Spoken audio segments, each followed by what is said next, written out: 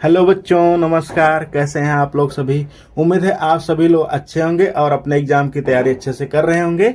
इसके पहले हम लोगों ने बच्चों प्रश्नावली 8.1 का प्रश्न नंबर 5 तक हम लोगों ने सॉल्व कर लिया है। इस वीडियो में हम लोग क्वेश्चन नंबर 6 को देखेंगे, ठीक है। अगर आप लोगों को कोई भी समस्या आती है बच्चों समझने में, तो बस आप लोग कमेंट बॉक्स में एक बार लिख देंगे, मैं आप लोगों को उसे जरूर समझाऊंगा, ठीक है। आइए हम लोग अपने प्रश्न की तरफ बढ़ते हैं और देखते हैं क्या कहा गया है, ठीक है। बच्चों यहाँ पर दिया गया है, यदि कोण ए और कोण बी न्यून कोण हो, जहां कास ए बराबर कास बी, तो दिखाइए कि कोण ए बराबर कोण बी, ठीक है। बच्चों यहाँ पर क्या कहा गया है, सबसे ही पहले बता दिया गया है कि कोई त्रिभुज है जिसमें कोण ए और कोण बी न्यून कोण होंगे, ठीक है। न्यून कोण का मतलब क्या होता है बच्चों, जो 90 अंश से छोटे कोण होते हैं, ठीक है। 90 अंश से थोड़ा सा भी कोई छोटा कोण होता है तो उसको हम लोग न्यून कोण कहते हैं, ठीक है। तो यहाँ हम लोग त्रिभुज में क्या करेंगे, पहले ही बता दिया गया है, तो कोण ए और कोण बी को छोटे वाले कोणों की जगह पर रखेंगे, ठीक है। यानी हम लोग यहाँ पर ए और बी नहीं रख सकते हैं क्योंकि ये 90 डिग्री का कोण है। तो यहाँ पर हम लोग क्या करेंगे, यहाँ पर हम लोग सी लिख देंगे, ठीक है। अब बच्चों आप लोग चाहें तो यहाँ पर ए फिर बी फिर सी करें, या आप लोग यहाँ से चाहें तो इसको ए बी और सी करें, ठीक है। इसमें कोई भी समस्या नहीं है। तो मैं यहाँ से लिखता हूँ बच्चों, इसको ए मान लेता हूँ और इसको बी मान लेता हूँ, इसको सी हम लोगों ने पहले ही मान लिया है, ठीक है। अब बच्चों हम लोग 90 डिग्री के ठीक सामने वाली भुजा को हम लोग हमेशा क्या मानते हैं, कर्ण मानते हैं। तो इतनी बात हम लोगों ने लिख के रख ली है। अब हम लोग आगे अपने क्वेश्चन को देखते हैं। क्या कहा गया है, कास ए बराबर कास बी, यानी बच्चों यहाँ पर एक बार कोण ए की बात हो रही है और एक बार कोण बी की बात हो रही है, ठीक है।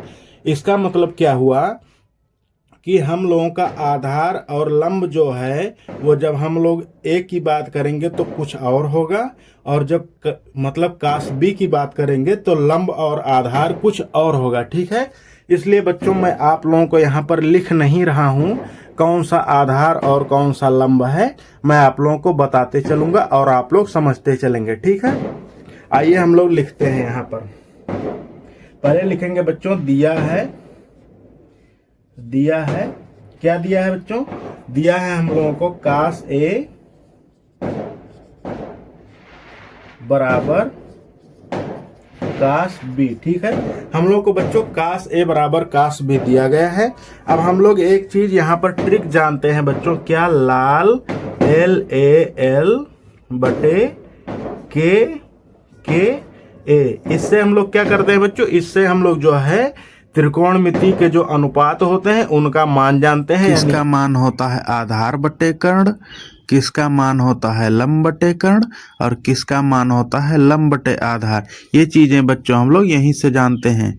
ये रहा आप लोगों के साइन का मान, ये रहा आप लोगों के कास का मान, और ये होगा आप लोगों के टैन का मान, ठीक है बच्चों।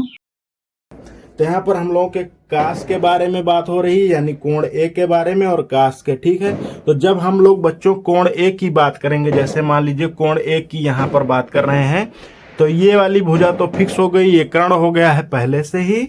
और बच्चों जो अब जिस कोण की बात हो रही उससे जो संलग्न भुजा यानी दूसरी वाली बची है, उसको हम लोग क्या कहते हैं, उसको आधार मानेंगे, ठीक है।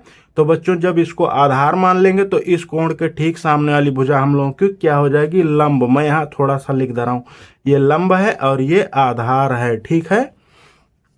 अब बच्चों यहाँ से हम लोग क्या लिखेंगे, कास ए लिखा गया है, तो कास ए का मतलब क्या होता है, यहाँ पर आधार बटे कर्ण होता है, ठीक है। तो आधार हम लोगों का AC है, यहाँ से AC लिख देंगे, और कर्ण क्या है बच्चों, हम लोगों का AB है, ठीक है। तो यहाँ पर हम लोग AB लिख देंगे। उसके बाद बच्चों बराबर का चिन्ह लगाया गया, तो हम लोग बराबर का चिन्ह लगाएंगे, और हम लोग आगे यहाँ पर कास B लिखा गया, ठीक। तो अब यहाँ पर कोण B की बात हो रही है, तो हम लोग यहाँ से देखेंगे, ठीक है। इसको हम मिटा देते हैं बच्चों, और इस कोण की भी बात नहीं रही, अब इसको मिटा दिया समझ लीजिए, ठीक। अब यहाँ से देखेंगे तो बच्चों इस वाली भुजा की तो बात हम लोगों को करना नहीं, क्योंकि ये 90 अंश के ठीक सामने वाली भुजा है, तो ये हमेशा कर्ण होगी, ठीक है, ये चेंज नहीं होगी। अब अगर हम लोग बी की बात कर रहे हैं तो इस भुजा की बात हो चुकी है। अब जिस कोण की बात कर रहे होते हैं उससे संलग्न भुजा हम लोग हमेशा क्या मानते हैं, आधार मानते हैं। ठीक है, तो अब आधार ये हो जाएगा, और जिस कोण की बात कर रहे होते हैं उसके ठीक सामने वाली भुजा हम लोग क्या मानते हैं, लंब मानते हैं। यानी बच्चों अब लंब और आधार आपस में बदल गए हैं, क्योंकि हम लोगों ने पहले इस कोण की बात की थी, अब इस कोण की बात कर रहे हैं। ठीक है, तो यहाँ पर कास बी लिखा गया, तो बी कोण की बात हो गई। कास का मान क्या होता है बच्चों, आधार बटे कर्ण। तो अब यहाँ पर आधार क्या हो गया, BC हो गया। ठीक है, तो यहाँ पर BC और कर्ण हम लोगों का AB है। ठीक है, तो यहाँ पर हम लोगों ने AB लिख लिया। ठीक, अब बच्चों हम लोगों के ट्रायंगल का काम यहाँ से खत्म हो गया, हम लोगों ने अपनी वैल्यू लिख ली। अब इसको आगे हम लोग सॉल्व करते हैं। ठीक है, तो बच्चों जब दो चीजें आपस में बराबर होती हैं तो उसको हम लोग काट सकते हैं। जैसे AB यहाँ भी हर में है और यहाँ भी हर में है, तो इसको हम लोगों ने काट दिया, और यहाँ से हम लोगों को क्या मिला, AC बराबर BC। ठीक है, यहाँ हम लोगों को क्या मिला बच्चों, AC बराबर BC। मतलब क्या हुआ कि ये जो भुजा है AC और ये BC, ये दोनों भुजाएं आपस में बराबर हैं। ठीक है, तो बच्चों त्रिभुज का एक नियम होता है, यानी रूल होता है कि यदि दो कोण आपस में बराबर होते हैं, यानी ये कोण और ये कोण आपस में बराबर होते हैं, तो उनके ठीक सामने की भुजाएं भी आपस में बराबर होती हैं।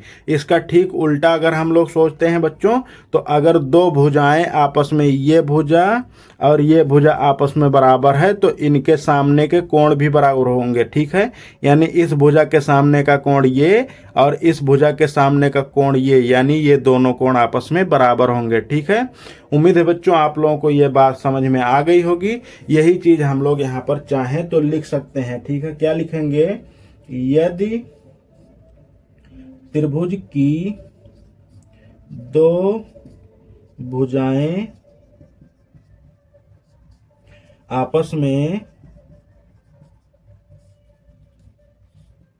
बराबर